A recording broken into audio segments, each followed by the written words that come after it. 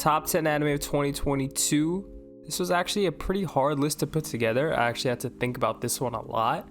Usually these things are a lot easier, but we got a lot of really good anime this year.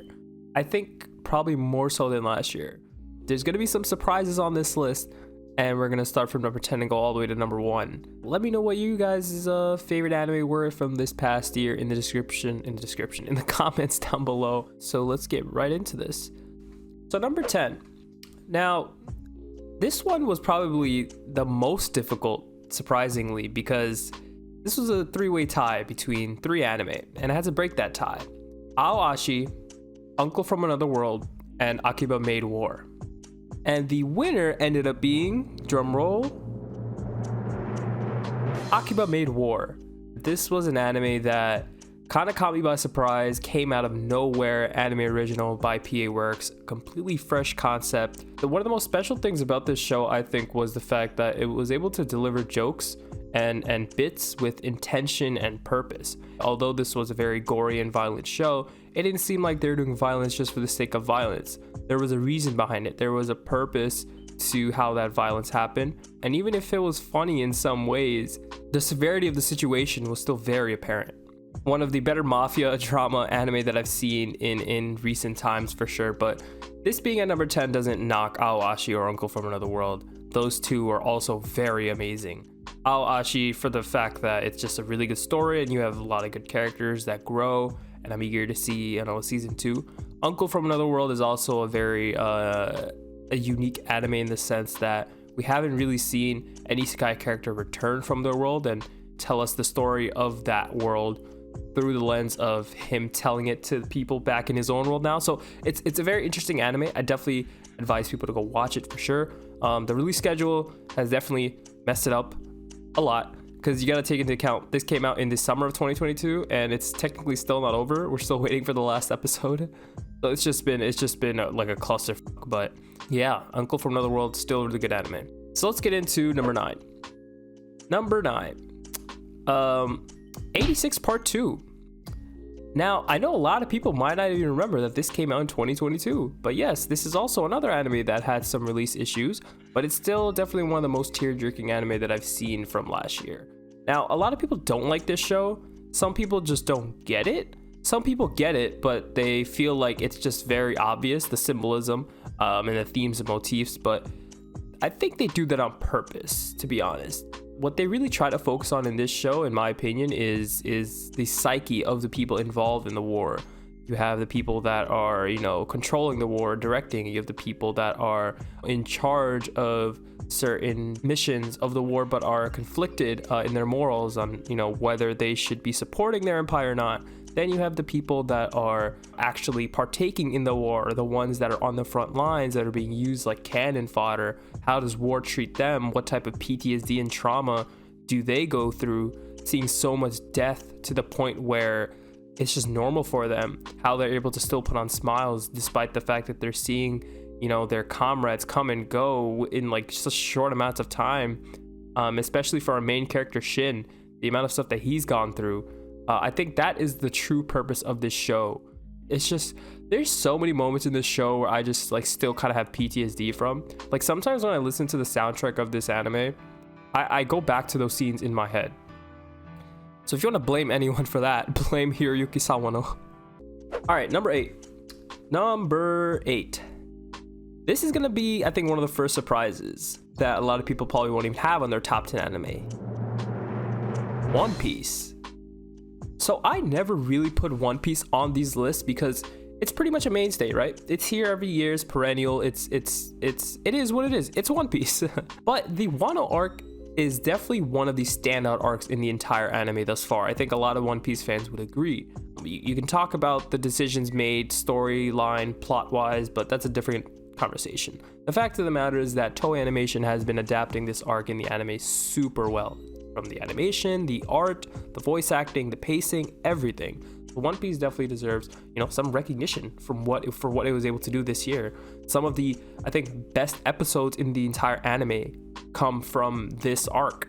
I think the Odin flashback was definitely one of the best flashbacks we've seen in this show, for sure. The thing that I've noticed is that in this arc, what they've tried to do is they've obviously gotten better at the pacing, right? So you don't have one episode taking up like a quarter of a chapter or something, which is good. This is what you want. But also what they've done is they've really honed in on being able to save their good animation budget or their best animators for the most important fight scenes. Like, for example, let's take that fight with that samurai in that snowy area. I'm not gonna give any spoilers. You know, it's One Piece. You should have watched it by now. Anyway, there's that fight with Zoro in that samurai in the snow, which was not that long in the manga. And yet they were able to put so much love and effort into the animation for that. It seemed like it was just straight up like a movie. And who can deny Roof Piece, right? I mean, this has some of the best scenes in the anime overall. It's been a very long time since I felt that with One Piece in the anime. The last time I can remember was, I don't even think Whole Cake Island really gave me that. I mean, in hindsight, I think the fight between Katakuri and Luffy was good, but it was just good. All right, so let's move on to number 7. Now, number 7, this was one I actually like low-key kind of forgot about until it was time to make this list, which is kind of disrespectful on my part, but hey, it is what it is. Ranking of Kings, amazing show. A lot of people did not even watch this show because they saw the cover and they're like, all right, this is definitely some sort of fairy tale, seems kiddish, so I'm probably not gonna watch it. Boy, you would be wrong to judge it based off that. So while it does seem a little childish at first, just based on the art style, I guess, it presents a story that is so much more than what you would find in any sort of like Disney fairy tale or something. Yeah, the premise is based off of a child who is still a baby, or at least starts off as a baby. There's just so many dynamics between him and the other characters, between other characters and each other, and just seeing this world come to life, just seeing these characters come to life and understanding their motivations. Because the thing about Ranking of Kings is there's a lot of side characters that, you know, have their story fleshed out, or at least are starting to get fleshed out a lot more now, because I'm definitely expecting another season at some point. But the fact of the matter is that these characters are not necessarily just good or bad guys. It's not that black and white, which is kind of like a contrast, right, to like a fairy tale-esque story, because usually we're used to seeing black and white. Here's the villain, here's the hero, here's the prince, here's the princess, something like that, right? But in this anime, good people also do shitty things. No one is fully blameless. I just really want to learn more, and I want to see the development of Boji as a character. Hopefully we can see him grow up, and who knows what's to come. I'm eager. This is one of those shows where I definitely don't want to read the manga because I feel like the anime is just so much better, and that's what I hear as well. Okay, number 6. Now this might actually surprise some people, maybe? I don't know. Attack on Titan Final Season Part 2. So, some of you guys might be surprised that this is not like top 3. That doesn't mean it wasn't good. And just because something is ranked above or below something, that doesn't say anything about how close that gap is. You know what I mean? There's not too much to say about this show that has been said already. You know, we're getting to see a generational phenomenon kind of geared towards its end, and just being able to witness that has been special. I think it's something that I'm gonna think back on and look back on, you know, when I'm older. One thing about this show that I think a lot of people noticed early on was, how was the CGI going to be done? Was it going to be, you know, proper, you know, switching from WIT Studio to Studio Mappa? I would say, yeah, they did. I think the only other studio and show that did a better job was Chainsaw Man, and look at that, Mappa again. Voice acting was top notch. The scenes delivered how they were supposed to. The thing is, I'm a manga reader, right? And I read the manga as soon as part 1 of the final season ended because there's no shot I was going to have that spoiled for me. But what Attack on Titan does a lot of the times is there is a shock factor to a lot of the reveals in the show. So if you already know what's coming, it does kind of minimize that a little bit. So at the end of the day, this is just my list and it's based off my experience. So some of you might have Attack on Titan in the top 3, which is perfectly fine. So now we're entering top 5 territory. So number 5, Demon Slayer Entertainment District Arc. Now this was a show, or this was an arc, I should say, a season that was brawlic, very brawlic from start to finish. In the very first few episodes, when you see that our main characters are just going to jump into the fray and we're just jumping into the story, you know, there's not like a training arc or anything. I love that. This was a big improvement from Mugen Train in my opinion. The Mugen Train movie was good. I really only liked the last 40 minutes of the movie, to be completely honest with you. I think the whole stuff with the train, and to be honest, the CGI for the train was kind of bad, in my opinion. The dream sequences were like, I kind of got tired of them. Some of them were funny, like Zenitsu's, and actually, no, Inosuke's was actually pretty funny too. But still, overall, I just felt like that portion of the movie was kind of like mid. But the second half was good, and I would say that Entertainment District arc was good from start to finish. Introducing another Hashira, Uzui, an amazing character, kick-ass, 3 wives, iced out, quick, powerful. This season really put into perspective the fact that not all Hashiras are created equal. Some Hashiras just have specific things that they're really good at, and for Uzui, that was definitely like the speed. But one of the best things about this arc was definitely the fact that all 3 of our, trio had major roles, and it wasn't just Tanjiro. At the same time, it wasn't easy by any means. The one thing that they were also able to do in this season was definitely portray the danger of these upper rank 6 demons, or upper 6 rank, something like that. These demons, Gyutaro, and what's her name? Daki. I don't know if I forgot her name, but basically everyone had to contribute to deal with this situation with these demons. The fact of the matter is that Ufotable put in a level of animation in this show that I don't think I've seen before, besides like Ufotable like movies. It's really is insane to see. I just hope that the people at Ufotable are being paid very generously for the work that they're putting into this show. All right, number 4. Now this is hopefully on everyone's top 10 list of this year, but we'll see. Cyberpunk Edge Runners. This came out of nowhere. I never played the original Cyberpunk. I had no idea like whether this was canonical or when it takes place. I think it takes place before the story of the game. Studio Trigger. Let's talk about Studio Trigger. So Studio Trigger is known for a lot of wacky anime. Their animation style is definitely unique, and it's something that you can spot just from like looking at a scene, right? This was the first time I think they were able to escape the limitations of what can air on Japanese TV. That's, mainly because they worked with Netflix on this, and they're marketing it to a more Western audience. And what they were able to do, I think, really brought out what I always wanted from Studio Trigger. Just doubling down on, like their, animation style, but also applying it to a plot that is just relentless. It's so dystopian, and I think Studio Trigger was perfect for this show for sure. So Cyberpunk Edge Runners is obviously kind of short, right? 10 episodes, I think, but it's still able to pull you in. It's able to tell you a story about a moment in time in this universe. Yeah, I think could have been fleshed out, and we could have had maybe like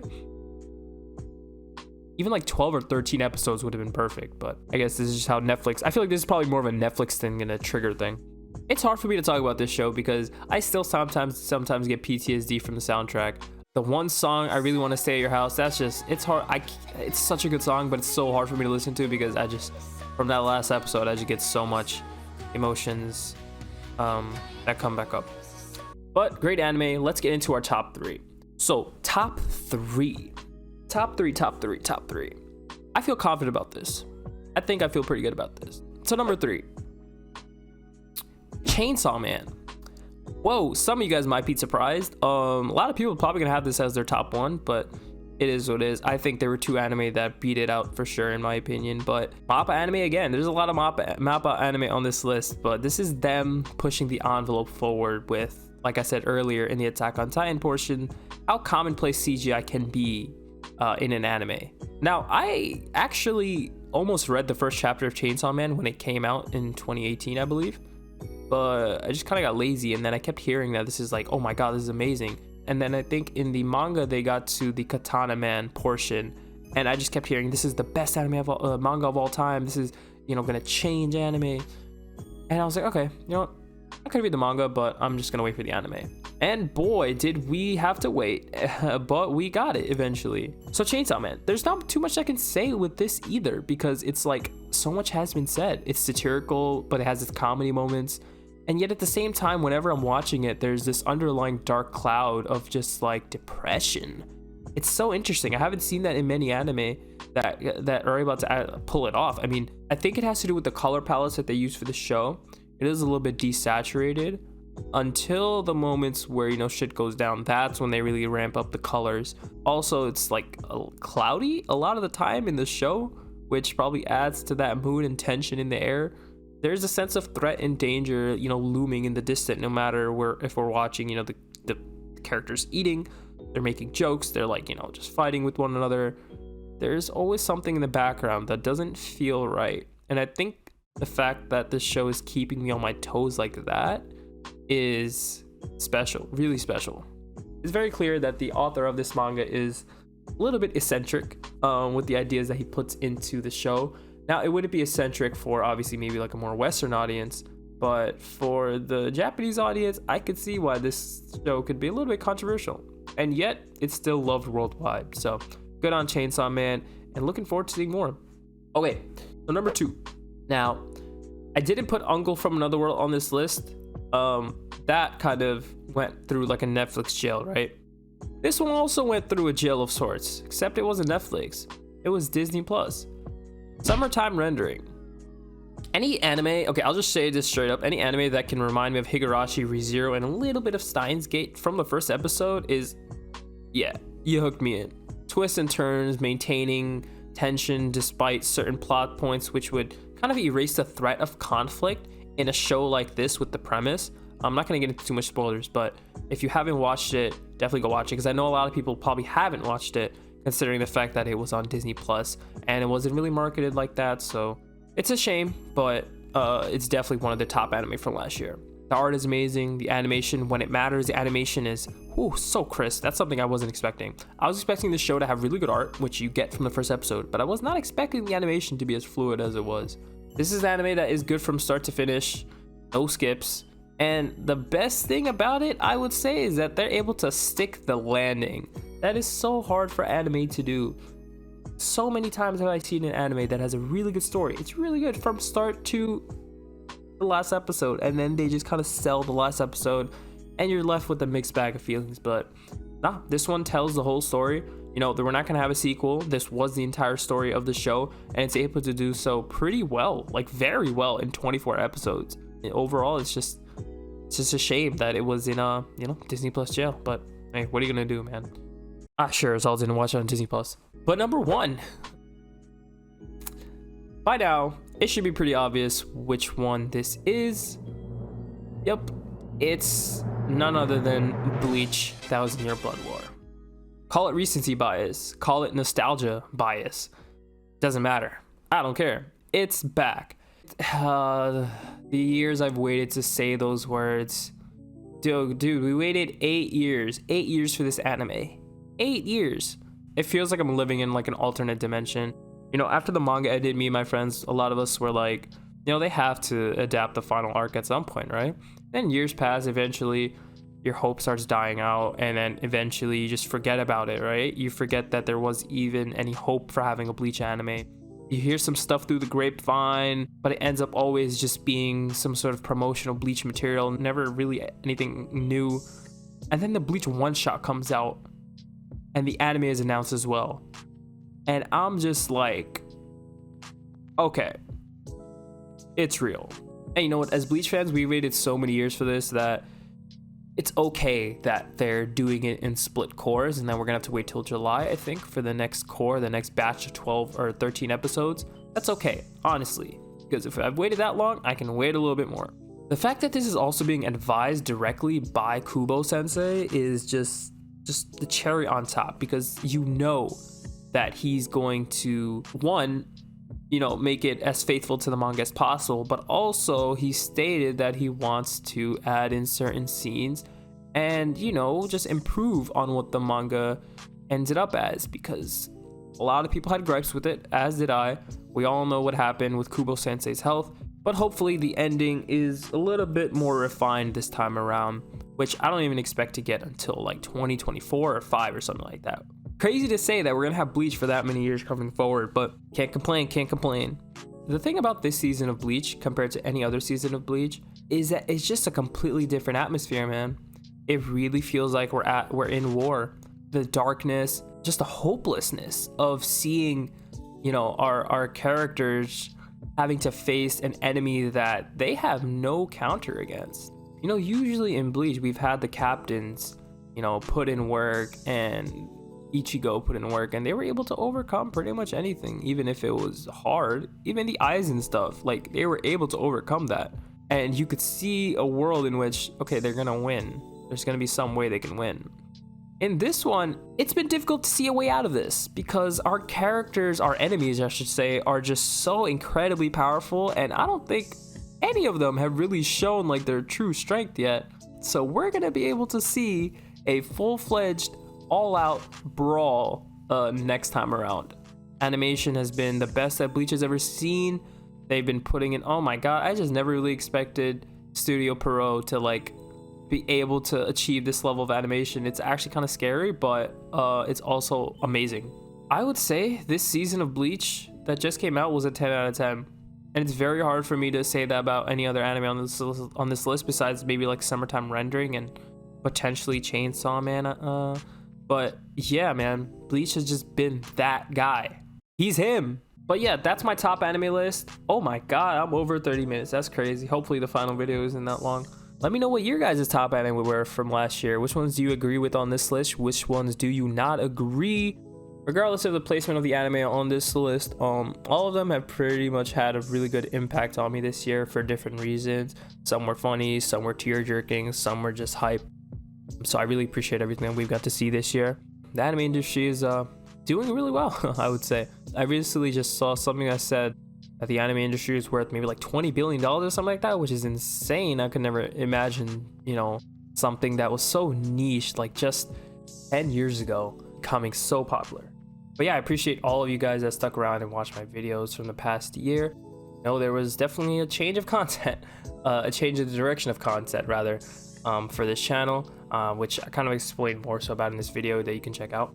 But we're doing more topic videos, less reaction videos, and that's just kind of a product of like my schedule, and hopefully you guys can appreciate you know, this style of content a little bit more.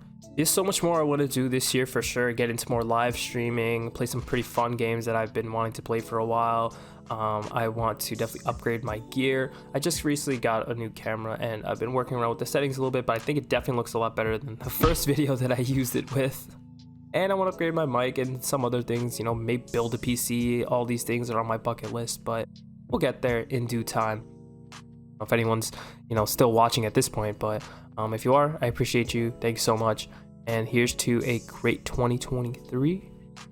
And I will catch you guys pretty soon. Peace.